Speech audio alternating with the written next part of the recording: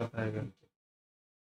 Big breaking है, आप देख सकते हैं। जो भी अभ्यर्थी है इसमें जुड़ जाए और लगातार आपसे बता दे, जैसा कि आप उस समय देख रहे थे प्रेस कॉन्फ्रेंस में भी कुछ सीट को लेकर सर बताया गया था, लेकिन अभी यहाँ पे देखिएगा तो जो नोटिफिकेशन है बीपीएससी के साइट पर अभी अभी तुरंत नोटिफिकेशन आया है, और उस नोटिफिकेशन में जो आप चाहते थे, जितना आपको उम्मीद था उतना नोटिफिकेशन है, उतना सीट है, बहुत सारा चीज में परिवर्तन है। तो नोटिफिकेशन को आप लाइन में एक एक बात को समझेंगे, एक एक पॉइंट को समझेंगे, देखेंगे किसी भी प्रकार का कोई समस्या ना हो, ताकि आपको इस बार किसी कहीं से भी मौका सर मिलने वाला नहीं है। आप भी देख रहे हैं जैसा प्रेस कॉन्फ्रेंस में बताया। सबसे बड़ी बात तो यह है कि 16,150 सीट 6 to 8 में इतने सीट की बातें कही गई थी, लेकिन जब अभी एडवर्टीजमेंट आया है तो आप देख सकते हैं कि ये कंप्लीट 31,982 31,982 सीट पर जो पहले दावा किया जा रहा था वो दावा आपका कायम है। 31,982 सीट का ये पूरा डिटेल आपका दिया गया है।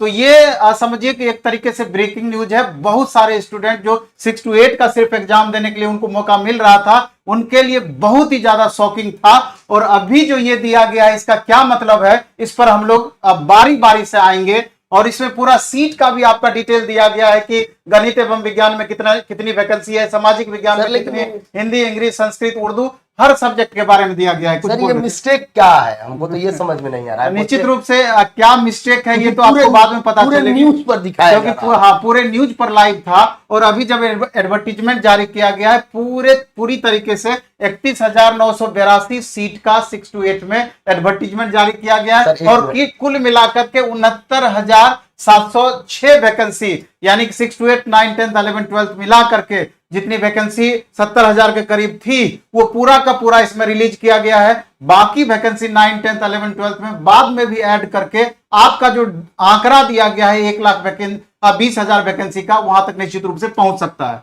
थोड़ा सा ध्यान दीजिएगा, अंत तक समझिएगा, बहुत परिवर्तन इसमें हुआ है। तो यदि आप एक बात भी मिस्टेक करते हैं तो सुधार का मौका नहीं मिलेगा, जैसा कि आयोग के द्वारा बताया गया। मेरे ख्याल से पूरा नोटिफिकेशन एक बार बारी बारी से चर्चा होनी चाहिए। और आपको भी जहां पर कंफ्यूजन होगा, मेरे ख्याल से कंफ्यूजन आपका नहीं रह जाएगा, हर बातों पे हम लोग चर्चा करेंगे। एक बार आपको देखनी चाहिए इसमें।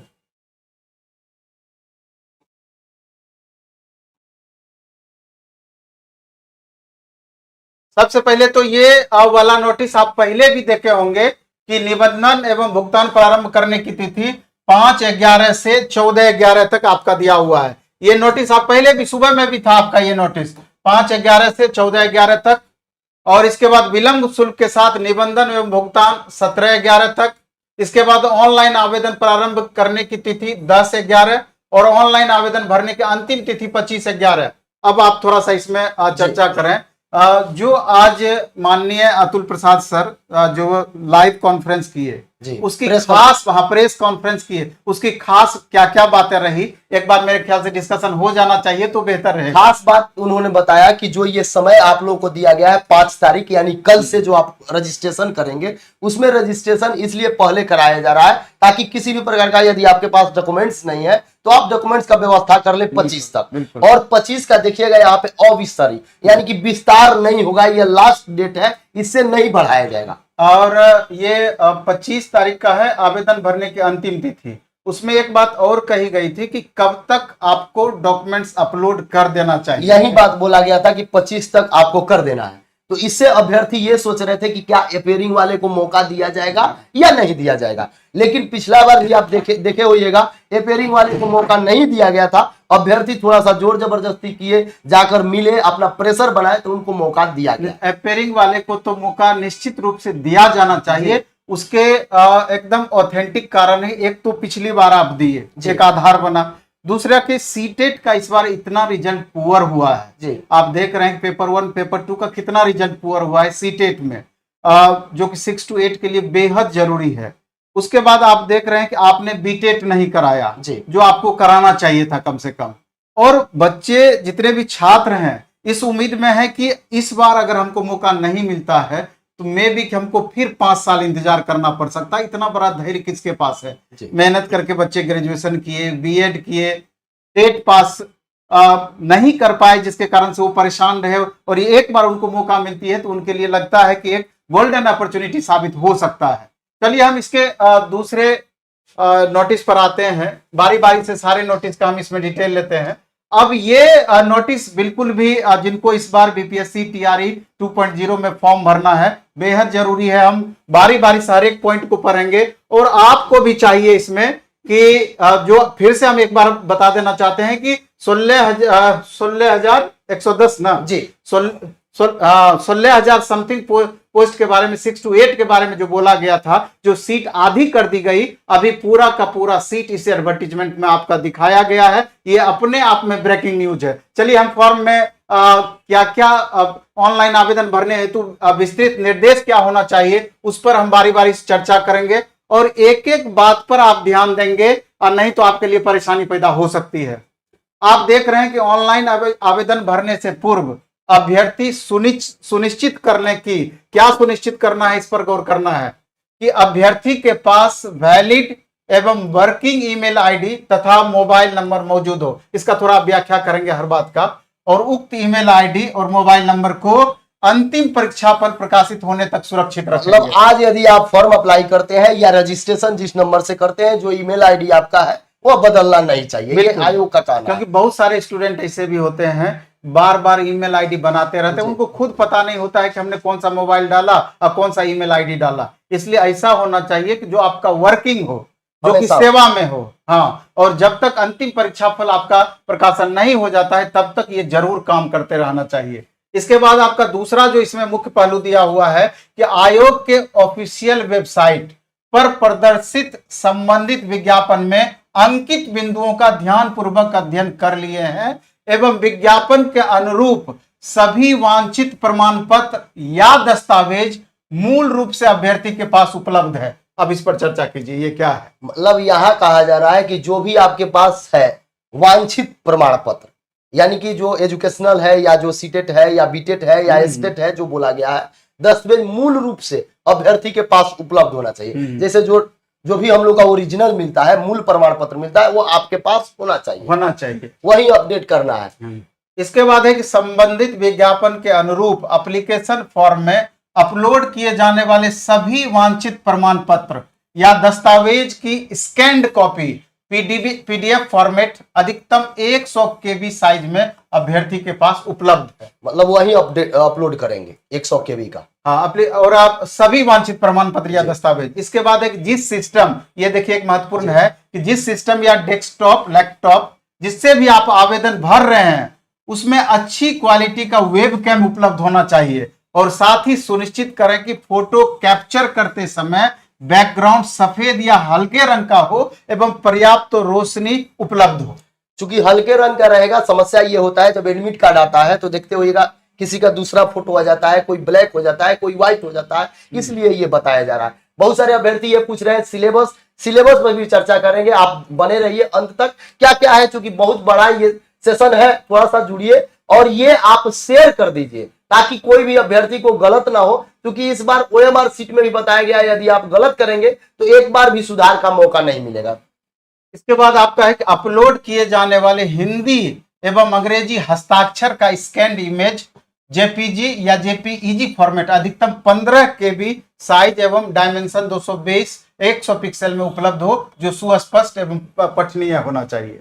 पिछला बार बहुत सारे ऐसे अभ्यर्थी थे सर जो क्या किए थे, अपना जो फोटो था जहां पे सिग्नेचर करना था वहां पे हिंदी करना था, वहां इंग्लिश कर दिए थे या इंग्लिश अपलोड कर दिए थे और हिंदी कर दिए थे। तो वो तो मौका मिला, कोई दिक्कत नहीं, उसको मान लिया गया। लेकिन इस बार वैसा मौका मिलने वाला नहीं है। तो जब भी जहां हिंदी है वहां हिंदी ही करें, जहां इंग्लिश है वहां इंग्लिश ही करेंगे, दोनों देख लेंगे।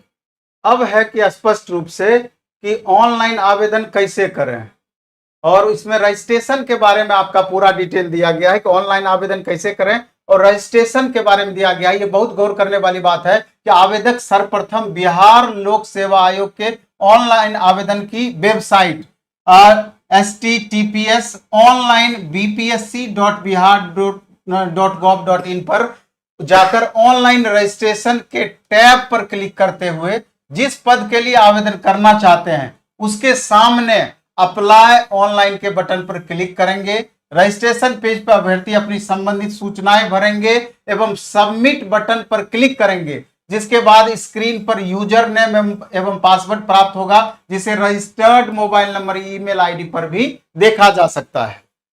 जो ये आप सबमिट करिएगा, जो रजिस्टर्ड आपका ईमेल आईडी होगा, मोबाइल होगा, उस पर आपका मैसेज आएगा, सब कुछ डिटेल मिलेगा। वहां से आप फिर अपना, जब तक डिटेल नहीं मिल रहा है, यदि मैसेज नहीं आया किसी प्रकार का कोई, पहले रजिस्ट्रेशन हाँ, करना जरूरी है, कर सकते। उसके बाद आपको पेमेंट प्रोसेस पे आप आते हैं कि पेमेंट की प्रक्रिया पूर्ण करने के बाद रजिस्टर्ड मोबाइल नंबर या ईमेल आईडी पर प्राप्त यूजर नेम एवं पासवर्ड से अभ्यर्थी ऑनलाइन bpsc.bihar.gov इन पर होम पेज पर लॉगिन करेंगे और लॉगिन करने के उपरांत अभ्यर्थी डैशबोर्ड पर उपलब्ध टैब ऑनलाइन पेमेंट के बटन पर क्लिक करते हुए परीक्षा शुल्क का भुगतान करेंगे। कैसे करेंगे इसके बारे में दिया हुआ है, और नोट में एक चीज लिख दिया गया है कि रजिस्ट्रेशन के बाद परीक्षा शुल्क का ऑनलाइन पेमेंट करने के पूर्व अभ्यर्थी सुनिश्चित कर लें कि रजिस्ट्रेशन में प्रविष्ट की गई सारी सूचनाएं सही है। पेमेंट के उपरांत अभ्यर्थी का रजिस्ट्रेशन में की गई प्रविष्टि में एडिट करने का कोई प्रावधान नहीं है। इस पर जरूर आप फोकस करें। ये जो है, यदि आप केवल रजिस्ट्रेशन करते हैं, पेमेंट नहीं किए हैं, तो उसमें 50 बार भी आप एक दिन में चेंज कर सकते हैं, लिमिट नहीं। निश्चित रूप से इन बातों पर आपको गौर करना चाहिए, इस पर ध्यान देना चाहिए कि क्या कहा जा रहा है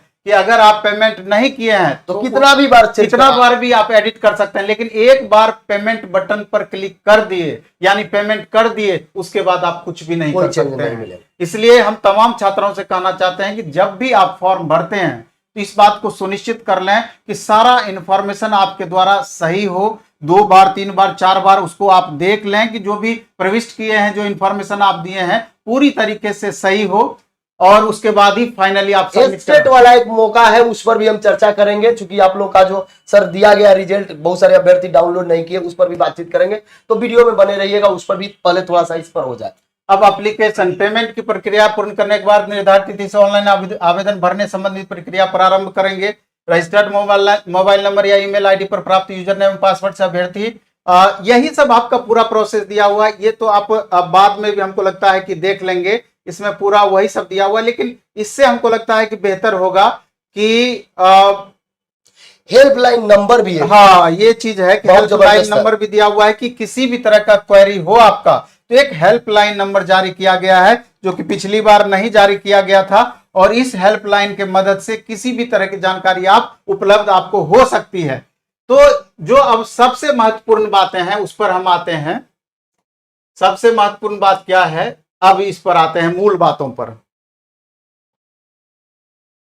अब इस पर आप चर्चा करें, ये जो मूल बातें हैं इस पर आप देख रहे हैं कि शिक्षा विभाग बिहार के अंतर्गत विद्यालय अध्यापक कुल 69,706, कितना है 69,706, यानी कि करीब करीब आपका 70,000 पदों एवं पिछड़ा वर्ग एवं अति पिछड़ा वर्ग कल्याण विभाग के अंतर्गत 916 एडिशनल पोस्ट जो इसमें ऐड किया गया था, 916 पोस्ट पदों पर नियुक्ति हेतु सुयोग्य भारतीय उम्मीदवारों कोई भर सकते हैं। बिहार के उम्मीदवारों ने भारतीय उम्मीदवारों से ऑनलाइन आवेदन आमंत्रित किए जाते हैं। ऑनलाइन आवेदन भरने से पूर्व विस्तृत दिशा निर्देश बिहार लोक सेवा आयोग पटना की इस वेबसाइट पर आप देख सकते हैं। इन पदों पर कोटिवार विवरणी निम्नलिखित है। अब देखिए, शिक्षा विभाग के अंतर्गत मध्य विद्यालय एवं 6 to 8 तक के विद्यालय अध्यापकों के लिए कुल 31,982 पोस्ट है। ये जो लगातार उस समय चर्चा चल रही थी कि पोस्ट को आधा कर दिया गया है, आप देख रहे हैं कि पोस्ट आधा नहीं बल्कि पूरा पोस्ट है। उस समय न्यूज चारों तरफ चल रहा था, एकदम ब्रेकिंग न्यूज। अभ्यर्थी भी बहुत गर्मा गए थे, हम वीडियो बनाए, अभ्यर्थी बहुत कुछ बोल रहे थे कि 32,000 से 16,000 कर दिया गया, अब हम लोग क्या करेंगे, कैसे करेंगे। सब लोग, चूंकि वो वहां बोला गया, उसमें प्रेस कॉन्फ्रेंस में सर के द्वारा बताया गया, लेकिन अभी यहाँ नोटिफिकेशन में 31,982। इसके क्या मायने हैं, क्या है, ये गलत है या सही है? अब जो होगा, यदि कुछ उधर उधर होगा तो शुद्धि पत्र दिया जाएगा, यदि लेकिन इधर का बात नहीं है, ये 100% सही है। क्योंकि आंकड़ा आप यहाँ से यहाँ मिला सकते हैं, आंकड़ा में किसी भी प्रकार का यदि ऐड कीजिएगा तो वो यहाँ आ जाएगा। आप देख लीजिए कि जैसे अब महत्वपूर्ण चीज जिनको इस बार 6 to 8 देना है, अब यहाँ पर देखिए कितनी वैकेंसियां हैं, किस सब्जेक्ट में, ये सब परेशान इसके लिए थे। अभी देखिए गणित एवं विज्ञान 6 to 8 गणित एवं विज्ञान में टोटल यूआर के लिए 2272 पोस्ट, ईडब्ल्यूएस के लिए 580 पोस्ट, अत्यंत पिछड़ा वर्ग यानी ईबीसी के लिए 1018 पोस्ट, बीसी 2 के लिए 678 पोस्ट, और SC के लिए 907 पोस्ट, ST के लिए 54 पोस्ट और पिछड़ी वर्ग की महिलाओं के लिए 341 पोस्ट और टोटल 5850 पोस्ट हैं। टोटल साइंस में आपको, साइंस एंड मैथ में 5850 पोस्ट टोटल दिया हुआ है। और महिलाओं के आरक्षण हेतु कोटिवार पद और दिव्यांगों की क्या आप ये क्या लगता है कि ये अलग पोस्ट है, इसी में सबमिट है? जिस तरीके से बताया जा रहा है तो ये तो अलग है, महिलाओं के लिए कंप्लीट अलग इसमें दिखाया गया है, दिखाया गया। क्योंकि 50% इन लोगों के लिए अलग है, तो इसी लेकर के लगता है कि समझने में उस समय प्रॉब्लम हुआ होगा। और वही पता नहीं चेयरमैन सर कैसे ये बात बोल नहीं, दिए। बोले थे कि वैकेंसी में बढ़ सकता है, ये बात नहीं, बढ़ने का मतलब नहीं। अगर इस आंकड़ा को देखिएगा सीधे 16,140 लगता है कि आधा है, और इसके बाद इधर पूरा इधर महिला लगा करके, चूंकि 50% आधा हुआ, तो महिलाओं का जो 50% रिजर्वेशन है जितना इधर का है, और अलग से महिलाओं के लिए उतना दिखा दिया गया। आप देखिए सिर्फ महिला के लिए, अनारक्षित महिला के लिए 2315 लिख दिया गया है कि महिलाओं के आरक्षण हेतु कोटिवार पद, और आर्थिक रूप से कमजोर महिला के लिए 561। और इसमें दोनों लग रहा है फाइट कर रहे हैं क्या? आप देखिए क्यों यहाँ भी पिछड़े वर्ग की महिला लिख दिया गया है।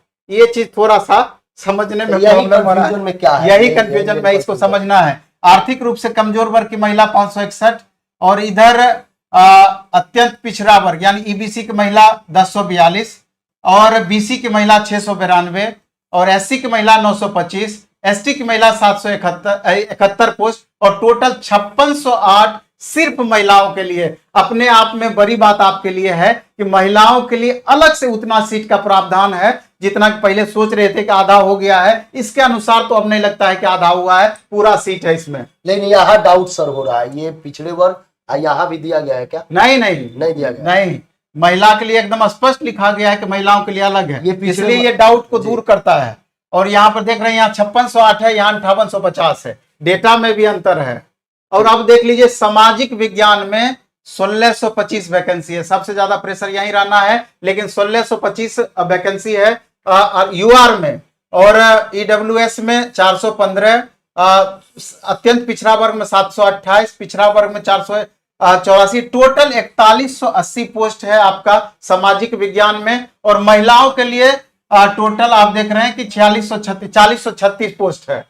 हिंदी के लिए अकेले आपका 1722 है, और महिला को मिला देंगे तो इतना पद और इधर बढ़ जाएगा, यानी 3400 समथिंग हो जाएगा। अंग्रेजी आप देख लीजिए कि टोटल अंग्रेजी का 2314 इधर है और महिलाओं का 2278 है, यानी कि लगभग 4600 के लगभग है। संस्कृत का 1133 इधर है और आपका 1177 इधर है, लगभग 2300 प्लस है।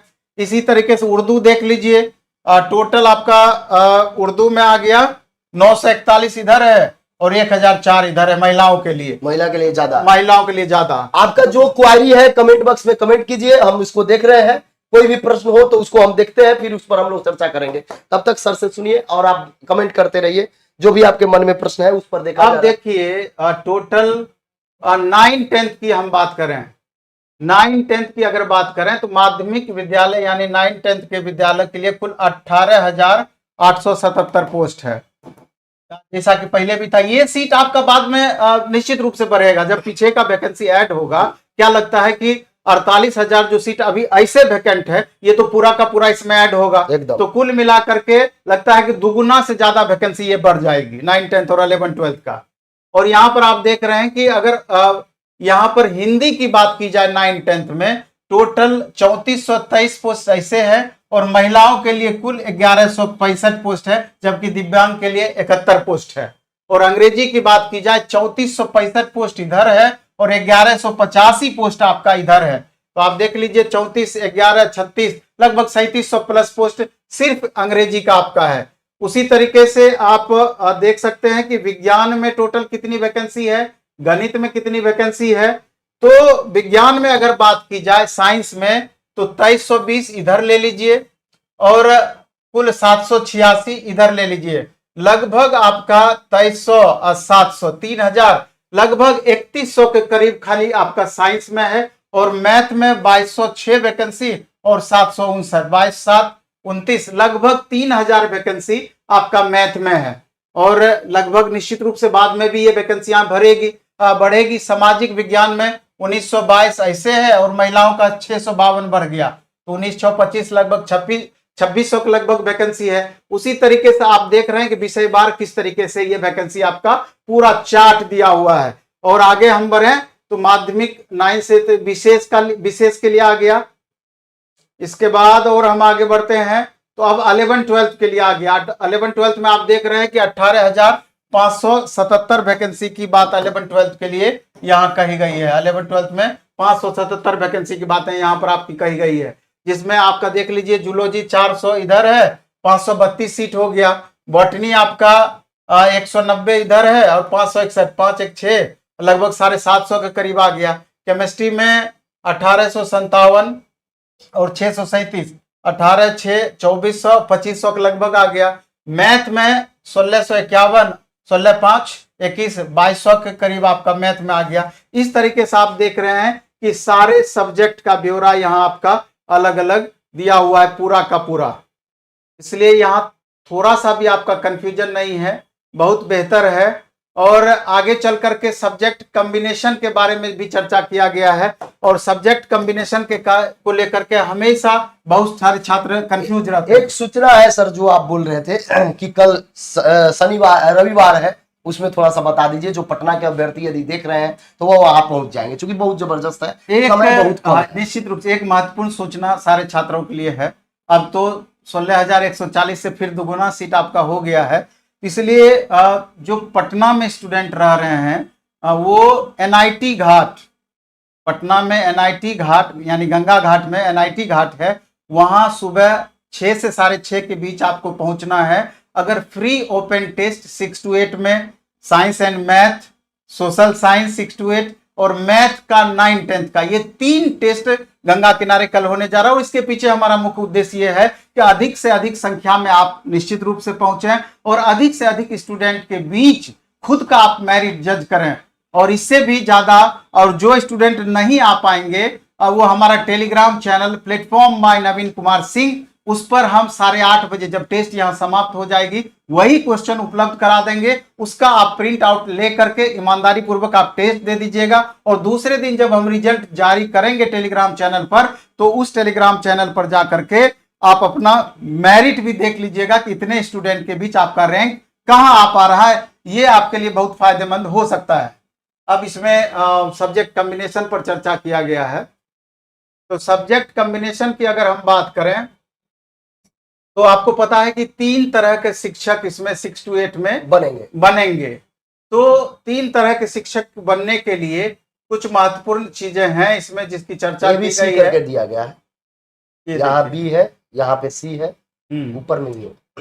देखिए भाषा विषय के लिए जो दिया गया है 6 to 8 में, आप देख ले, जिनको भी कॉम्बिनेशन को लेकर के कंफ्यूजन रहा है, बता देना चाहते हैं, भाषा विषय के लिए स्नातक स्तर पर प्रतिष्ठा या सब्सिडरी विषय के रूप में संबंधित भाषा पठित हो। यानी कि कोई छात्र ग्रेजुएशन में 3 साल अथवा 2 साल सब्सिडी के रूप में अगर आप लैंग्वेज को पढ़े हैं तो 6 to 8 में भाषा विषय का चयन आप कर सकते हैं, कहीं कोई प्रॉब्लम नहीं है।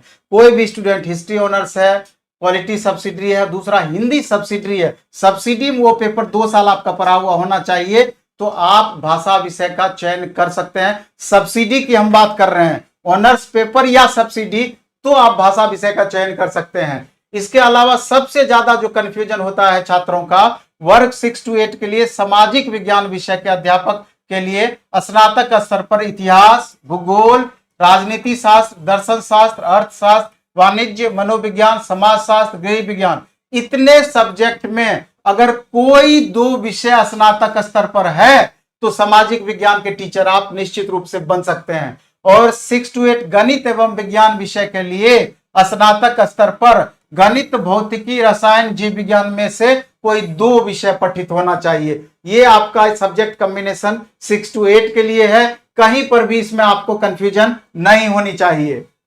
इसके अलावा अगर हम आगे बढ़ते हैं 6 to 8 के बाद मूल रूप से हम 9-10 पर आते हैं। 6 to 8 के बाद 9-10 में गौर करने वाली बात है, बराबर कंफ्यूजन आपका रहता है कि गणित विषय कौन छात्र चयन कर सकते हैं? तो शिक्षा विभाग की अधिसूचना 956 के आलोक में स्नातक स्तर पर गणित के साथ, गौर करेंगे, गणित के साथ भौतिकी, इलेक्ट्रॉनिक्स, कंप्यूटर साइंस, रसायन विज्ञान, सांख्यिकी विषय में से कोई 2 विषय स्नातक स्तर पर पठित हो, अथवा इंजीनियरिंग से स्नातक जिसमें गणित की विशेषज्ञता हो। यानी कि गणित के साथ कोई भी एक और पेपर, गणित के साथ भौतिकी, इलेक्ट्रॉनिक्स, कंप्यूटर साइंस, कोई भी एक विषय आप चयन करते हैं गणित के साथ, यानी टोटल मिला करके 2 विषय होना चाहिए। और अगर आप इंजीनियरिंग भी किए हैं जिसमें 2 साल या 1 साल आप गणित, 2 साल जिसमें गणित पढ़े हैं या गणित की विशेषज्ञता रही हो, तो वो गणित के टीचर बन सकते हैं। अब विज्ञान के टीचर कौन बनेंगे? तो विज्ञान के विषय टीचर बनने के लिए सीधा सा है कि ग्रेजुएशन में बॉटनी, जूलॉजी, केमिस्ट्री अथवा बायोटेक्नोलॉजी या माइक्रोबायोलॉजी अगर आपका है तो आप साइंस के टीचर बनेंगे। और अगर सामाजिक विज्ञान के शिक्षक बनना चाहते हैं तो इसमें स्पष्ट रूप से है कि स्नातक स्तर पर सहायक विषय या प्रतिष्ठा यानी सब्सिडी या ऑनर्स विषय के अंतर्गत इतिहास, भूगोल, अर्थशास्त्र एवं राजनीति शास्त्र में किसी 2 विषय में उत्तीर्ण होना अनिवार्य है, जिसमें अनिवार्य रूप से एक विषय इतिहास या भूगोल अवश्य होना चाहिए। और सबसे महत्वपूर्ण की भाषा संबंधित विषय, भाषा से संबंधित अगर आप टीचर बनना चाहते हैं 9th 10th में, उनके लिए जो क्राइटेरिया दिया हुआ है कि माध्यमिक विद्यालय अध्यापक के पद हेतु भाषा से संबंधित विषय में संबंधित भाषा में स्नातक स्तर पर ऑनर्स या सब्सिडी विषय के रूप में पठित हो। अब देखिए यहाँ कंफ्यूजन आ गया। कहाँ पे? 9th 10th में अभी तक हम जितनी बार भी पढ़े हैं अलग अलग नोटिस, उसमें क्या था कि 3 साल भाषा विषय पढ़ा हुआ होना चाहिए 9th 10th ऑनर्स पेपर 3 साल। लेकिन यहाँ इसका क्या मतलब हुआ कि माध्यमिक विद्यालय के अध्यापक के पद हेतु भाषा से संबंधित विषय में संबंधित भाषा में स्नातक स्तर पर ऑनर्स या सब्सिडी विषय के रूप में पठित होना चाहिए। इसका मतलब है या तो आप 3 साल पढ़े हैं या सब्सिडी में 2 साल पढ़े हैं। ये बहुत ही बिग ब्रेकिंग है, आप ये समझ लीजिए, क्योंकि अब तक लैंग्वेज का 9th 10th के लैंग्वेज के जितनी बार भी चर्चा हुई है, सब बार ये बातें हुई है कि भाषा विषय के रूप में होना चाहिए या 3 साल पढ़ा हुआ होना चाहिए। ये अपने आप में बिग ब्रेकिंग है और इसमें स्पष्ट रूप से लिखा हुआ है कि सब्सिडी के रूप में भी होगा तो भी आपका चलेगा। बहुत सारे ऐसे छात्र थे जो कि एकदम माथा पकड़ लिए थे, टेंशन में थे कि अब हम दौड़ से बाहर हो जाएंगे, एस्टेट हम सब्सिडी के रूप में हमारा था, एस्टेट हम पास कर गए, अब मेरा क्या होगा। लेकिन ये बहुत ही बड़ा बिग ब्रेकिंग है, समझ लीजिए। देखिए, ये जो भी अभ्यर्थी यदि गलती कर दिए वो इस बात को जरूर समझ लेंगे और समझने के बाद तभी फॉर्म को अप्लाई करेंगे, नहीं तो फिर से आप गलती कर सकते हैं। और सीटेट, अब सीटेट अपेयरिंग के बारे में चर्चा कीजिए। वही लोग कमेंट कर रहे हैं। देखिए, आपसे बता दें, आप यदि प्रेस कॉन्फ्रेंस भी सुने होइएगा या अभी जो नोटिस आया है उसमें भी आप जान रहे हैं कि बताया जा रहा है कि 25 तारीख तक आपको सब कुछ वहां पे अपडेट करना है। तो आपके पास जो डॉक्यूमेंट्स है वही आप डाल सकते हैं, अन्यथा जो नहीं है उसको आप नहीं डाल सकते हैं। यही ना होगा? यही होगा। तो जब तक है तो इसमें कहीं कुछ नहीं लिखा गया है कि अपेयरिंग वाले फॉर्म भरेंगे या नहीं भरेंगे। यदि कोई नोटिस आता है तो उस पर चर्चा करेंगे, लेकिन आप पिछला बार जाइएगा या बीपीएससी TRE 1 में जिस तरीका से सर शुरू में नहीं दिया गया था, लेकिन अभ्यर्थी जाके माननीय मुख्यमंत्री से, उप मुख्यमंत्री से, शिक्षा विभाग से, सभी लोगों से मिले और अपना बात को रखे, अपने प्रस्ताव को रखे, बाद में फिर से ऐड किया गया। जिस प्रकार से कहीं इसमें भी ऐड किया जाए यदि अभ्यर्थी कुछ करते हैं, लेकिन साफ तौर पर लिखा गया है 25 से डेट आगे बढ़ने वाला नहीं है। तो पिछली बार भी हालांकि ये बातें लगातार बोली जा रही थी, लेकिन स्टूडेंट का चूंकि मांग वाजिब था तो आपका वाजिब मांग बनता है। लेकिन वही एक थोड़ा सा अगर आप एक्टिव रहेंगे और बड़ा अनुनय विनय शिक्षा विभाग से करेंगे तो मे भी कि आपकी बातों को सुनी जाए और आपके लिए एक अच्छा मौका साबित हो सकता है।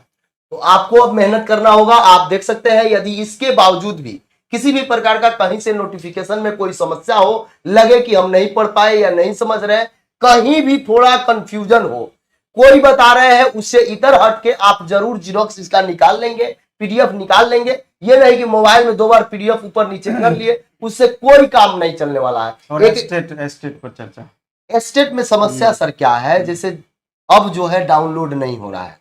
जो बच्चे जो हमको सुनने को मिला है कि चूंकि वेबसाइट क्रैश कर गया है जी, और सुनने में आया है कि नया वेबसाइट उसका बन रहा है और ये कभी भी नहीं हो सकता है, क्योंकि अभी मैक्सिमम संख्या में स्टूडेंट एस्टेट का प्रमाण पत्र डाउनलोड नहीं किए हैं। तो ये ऐसा कभी नहीं होगा कि दोबारा से एस्टेट मौका नहीं देगी।